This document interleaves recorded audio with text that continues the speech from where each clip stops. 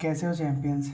इस क्लास में बात करते हैं BA first year first semester ancient history के आखिरी चैप्टर के बारे में। ठीक है, तो देखो ये चैप्टर 8 है। इसी के साथ हमारा प्राचीन इतिहास एंशिएंट हिस्ट्री का सिलेबस कंप्लीट हो जाएगा। ठीक है, इसके पहले के जितने भी चैप्टर्स वगैरह हैं इस वीडियो के डिस्क्रिप्शन के अंदर जो प्लेलिस्ट का लिंक है वहाँ पे आपको मिल जाएंगे। ठीक है, और प्लेलिस्ट के आसपास में ही कहीं नोट्स नाम से एक लिंक होगा, वहाँ पे आपको उस क्लास का नोट्स भी मिल जाएगा। ठीक है, जैसे देखो इस क्लास की बात करें तो ये जो 12 पेज का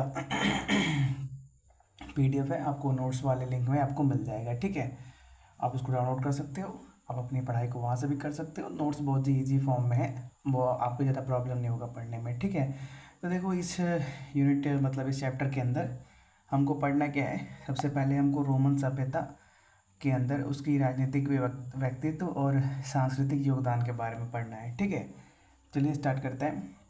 पहले इसका प्रस्तावना देखते हैं। तो रोमन एक मिनट रुक जाओ।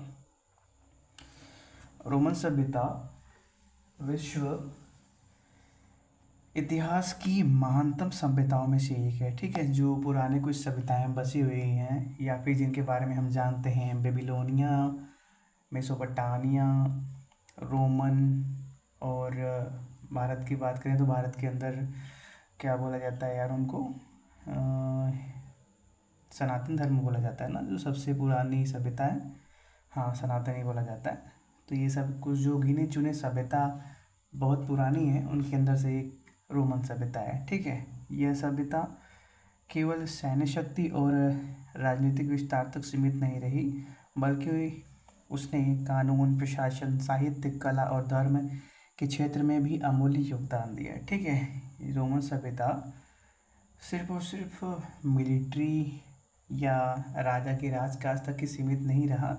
उसने क्या कानून, प्रशासन, साहित्य, कला और धर्म इन क्षेत्र के अंदर भी अपना अमूल्य योगदान दिया। ठीक है, आप देखो यार किसी चीज़ का इतिहास कैसे जानते हो, बहुत सी चीज़ों से। किताबें हो सकती है, ठीक है, या फिर किसी गुफा वगैरह में कोई क्या बोलते हैं पेंटिंग वगैरह हो सकती है, उसके बारे में कुछ लिखा गया हो, अगर वो लैंग्वेज हम पढ़ पाते हो तो उससे पता चलता है। ठीक है, बहुत सी चीज़ें जिससे हम हिस्ट्री को पढ़ सकते हैं, पता कर सकते हैं कि पुराने टाइम पे हो क्या रहा था। जैसे इंडिया के अंदर बात करें तो कुछ टाइम पहले, कुछ टाइम मतलब 50-60 साल के अंदर ही, जब मोहनजोदाड़ो, हड़प्पा वगैरह की खोज की गई तो उनके बारे में कैसे पता चला, जब वहाँ पे अच्छे से, एक मिनट, अच्छे से जब वहाँ पे खुदाई वगैरह की गई तो पूरा का पूरा एक सिटी ज़मीन के अंदर से बाहर निकल गया। तो वही है कि पुराने टाइम की चीज़ों के बारे में हमको पता चला कि वहाँ पे लोग कैसे रहते थे,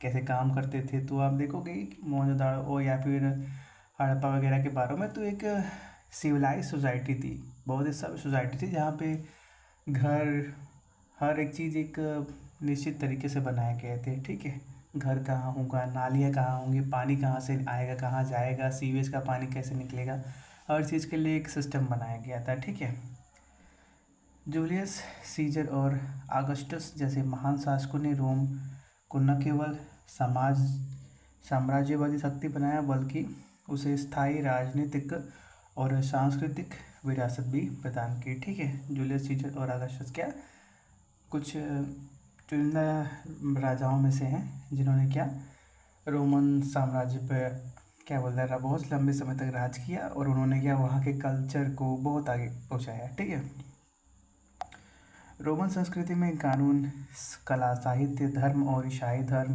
का विकास मानव इतिहास के स्थायी योगदान में गिना जाता है। ठीक है, अब सबसे पहले इसके अंदर हम देखते हैं जूलियस सीजर का योगदान। तो इनका पहले राजनीतिक जीवन देखते हैं।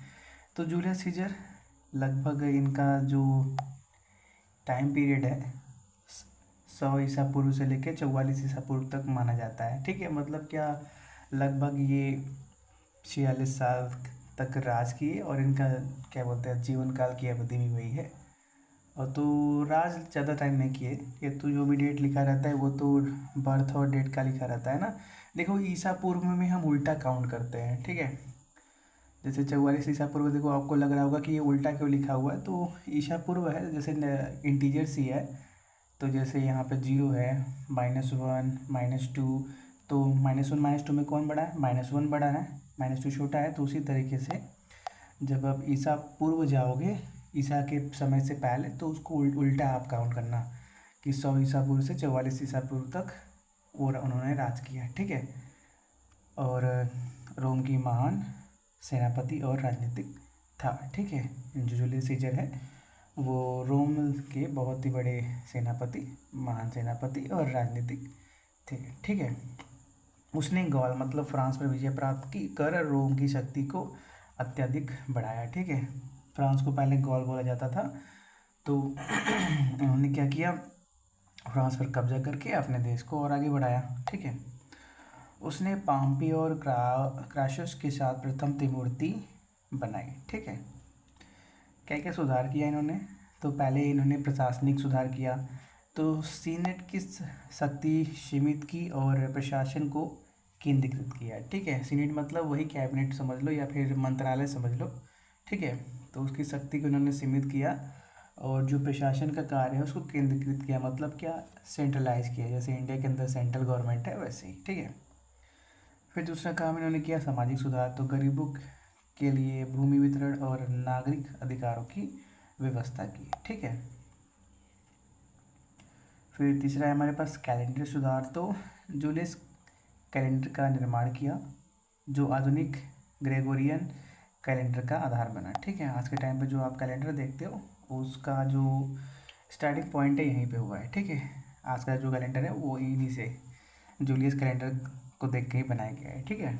नेक्स्ट नागरिकता, तो प्रांतों के लोगों को रोमन नागरिकता दी गई, जो लोग उस एरिया में रह रहे थे रोमन साम्राज्य के अंदर उनको रोमन की नागरिकता दी गई, ठीक है।